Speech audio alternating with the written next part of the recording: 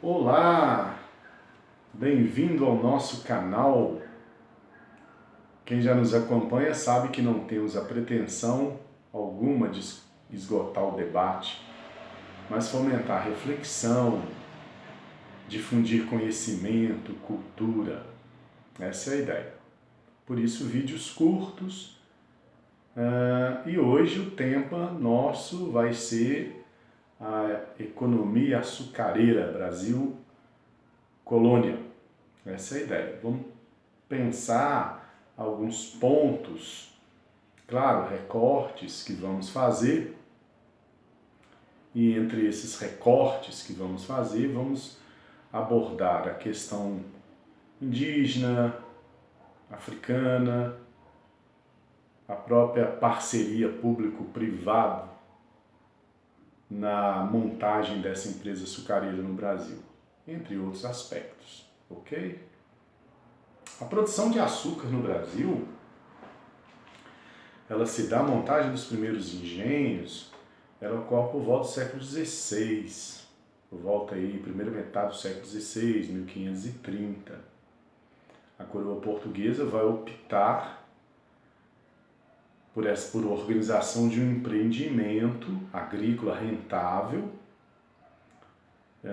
e com investimentos particulares. Esse é um primeiro ponto. Portugal já tinha experiência na produção de açúcar na Ilha da Madeira, na costa da África, e, além dessa experiência, os flamengos tinham interesse em investir, emprestar dinheiro à coroa portuguesa para que a coroa portuguesa montasse no Brasil essa estrutura, né, açucareira. Essa é a primeira ideia, então. Significa dizer que a montagem dos engenhos, o capital, ele vem dos flamengos e em função dessa parceria que já existia entre portugueses e flamengos na Ilha da Madeira, na costa da África. Esse açúcar, ele tem um alto preço no mercado europeu.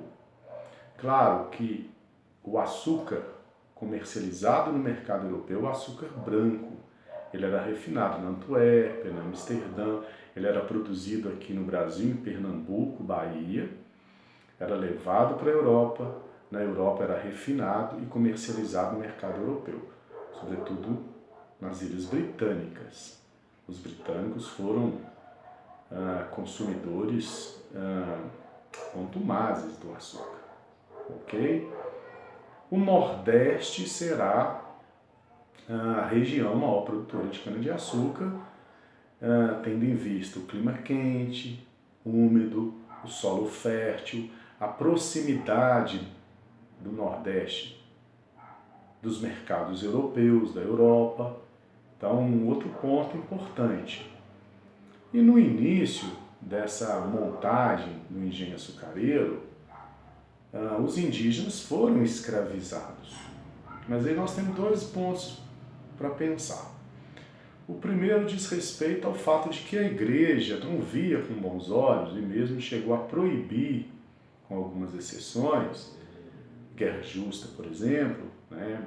A gente vai falar daqui a pouco, mas a igreja proibia a escravização do índio, porque partia do pressuposto que o índio poderia se converter ao cristianismo.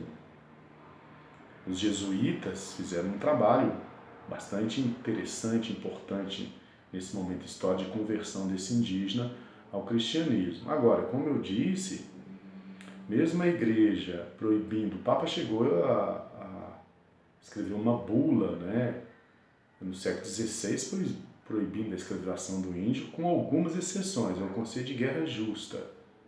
Se o índio se recusasse a ser convertido, fosse capturado fora das aldeias dos jesuítas, das missões jesuíticas, se os índios fossem capturados em rebeliões, revoltas, nessa situação, nesse caso, o indígena poderia ser escravizado. Mas, como lucratividade e rentabilidade, foi o tráfico negreiro, foi o tráfico africano, sem dúvida. Né? Um dos fatores importante ao se pensar a produção de açucareira no Brasil diz respeito ao fato de que, ao se utilizar mão de obra escrava, africana, o tráfico era rentável. Então isso também, além da produção da cana-de-açúcar ser rentável, o tráfico, a comercialização de seres humanos também era rentável. Daí a opção dos portugueses em escravizar bantos, sudaneses, né? Os traficantes, né?